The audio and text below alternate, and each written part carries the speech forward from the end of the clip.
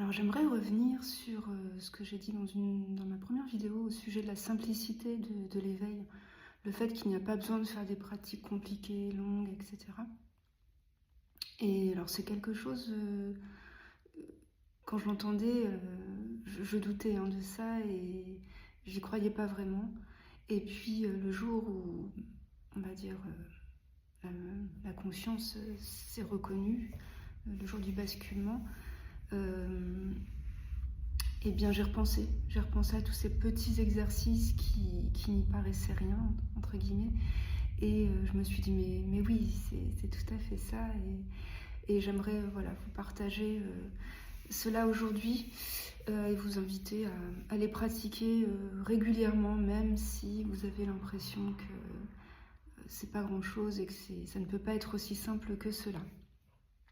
Alors les deux premiers, ce ne sont pas vraiment des exercices, enfin en tout cas ils vous demandent aucune préparation entre guillemets, vous pouvez les faire à tout moment de la journée où vous soyez. Alors le premier, je vais vous poser deux questions et soyez attentifs en fait à la manière dont se présente la réponse, en particulier voilà. Donc la première question, quel âge avez-vous? Voilà, normalement une réponse est venue. Et ma deuxième question, c'est est-ce que vous êtes? Est-ce que vous existez actuellement?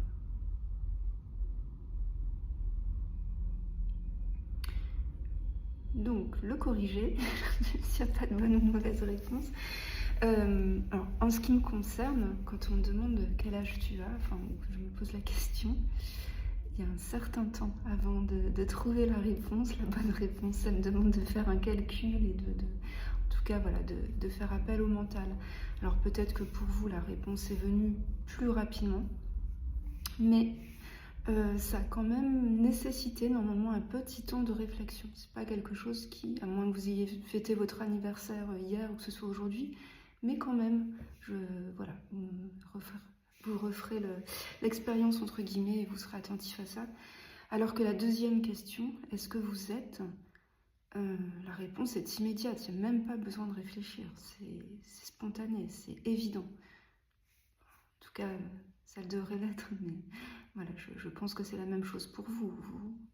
Et ça ne se base sur aucun mot, je dirais. C'est vraiment, on ne peut même pas parler de sensation, c'est oui, une évidence. Vous êtes actuellement et vous le savez sans même réfléchir.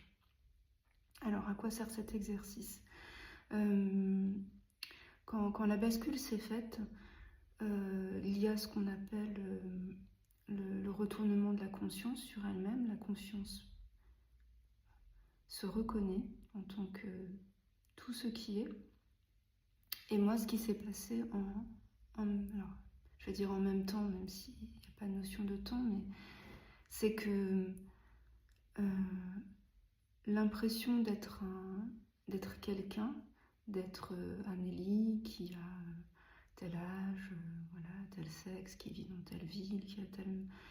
Tout ça, c'est complètement dissous. Je crois que c'est le terme le plus représentatif de ce qui a semblé se passer. Et en fait, dans cet exercice, ce que je veux vous montrer, c'est que ce que vous êtes, la conscience, c'est quelque chose de totalement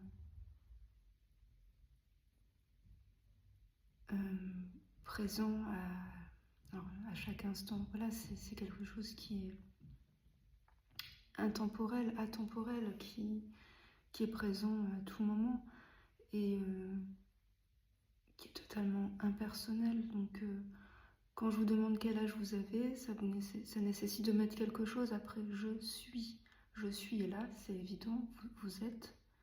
Mais dès lors que l'on met quelque chose derrière je suis Amélie, je suis Patrick, j'ai tel âge, je suis mariée ou je suis divorcée. Ça, ce sont des identifications à un personnage, à une histoire, à quelque chose qui semble se produire et qui nous sépare en fait de tout ce qui est. vais pas rentrer plus dans le détail, mais voilà. Je trouve cet exercice intéressant par rapport à ça. Le deuxième, c'est un petit peu, c'est de vous demander. Alors faites-le notamment dans un endroit bruyant où il se passe beaucoup de choses. Vous observez la scène. Et voilà, posez-vous la question, là actuellement, qu'est-ce qui ne bouge pas? Qu'est-ce qui est entièrement silencieux? Qu'est-ce qui est permanent dans toute cette impermanence de sons, d'images, de sensations, de pensées, etc.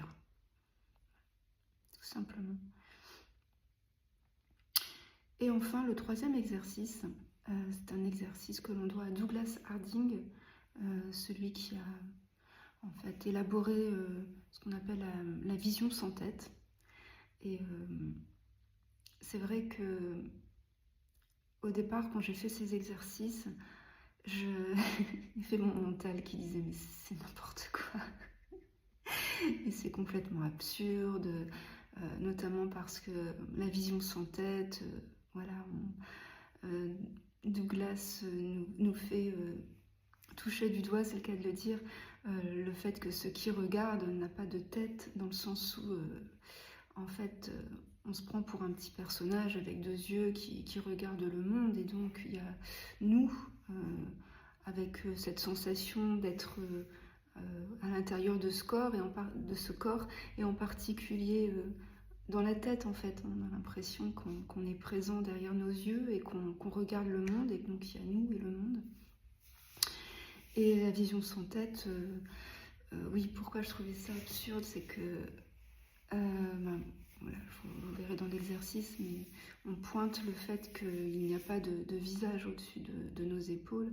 Moi j'étais là, mais si, de toute façon je vois bien mon bout du nez là, donc il y a quelque chose. Mais voilà. Donc ce que je vais vous demander, c'est d'être ouvert, voilà, de ne pas, de laisser de côté tout ce que votre mental va vous suggérer, et de vous laisser complètement vous prêter au jeu de l'exercice. Donc, voilà, l'idée c'est de vous asseoir pour n'importe où, en fait. Vous pouvez être assis, debout, peu importe. Et puis de pointer du doigt un objet qui est situé devant vous. Par exemple, moi, en l'occurrence, il y a une fenêtre devant moi. Donc, vous la pointez du doigt. Et donc, ce que votre doigt désigne semble être à distance de vous. Vous voyez une fenêtre, elle a des contours, elle a une forme, et puis elle a un âge en quelque sorte, hein. Cette fenêtre n'a pas toujours existé, voilà. Elle est limitée à la fois dans le temps et dans l'espace. Vous pouvez déplacer votre doigt vers un autre objet. Moi je vais pointer le plancher, donc ce plancher qui a une couleur distincte des autres éléments de la pièce que je vois. Donc mon doigt pointe quelque chose qui est situé à une certaine distance de ce qui regarde, de moi. Et puis lui aussi, il a un âge, etc. Il a des limites. Et donc on va maintenant pointer le doigt vers ce qui semble regarder cela. Alors déjà, moi, la première chose qui apparaît de mon corps, c'est mon pied. Donc je pointe mon pied avec mon doigt.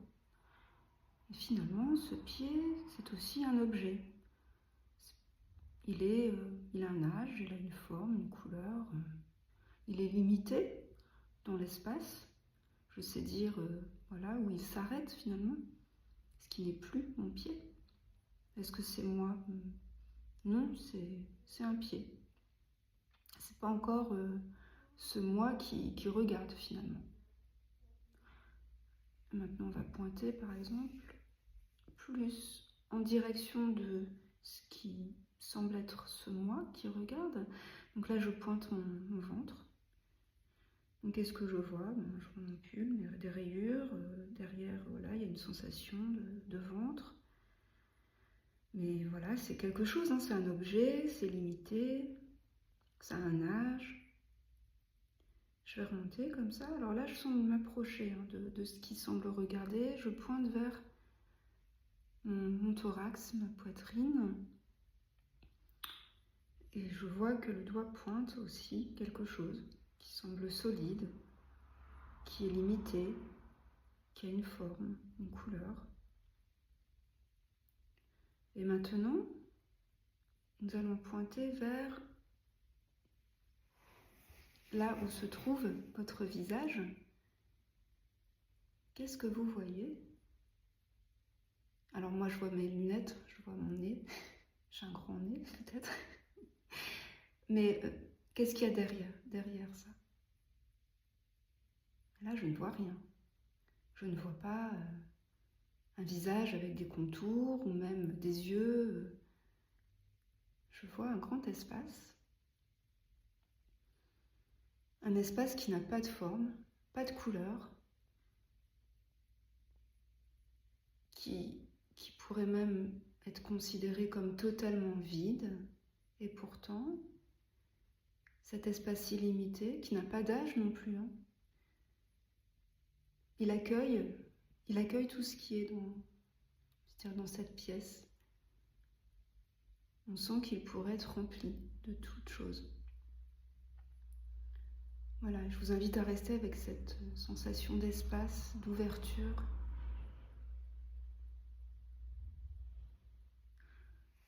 Donc là, je vous ai présenté l'exercice du doigt de Douglas Harding. Alors, il y en a plein d'autres.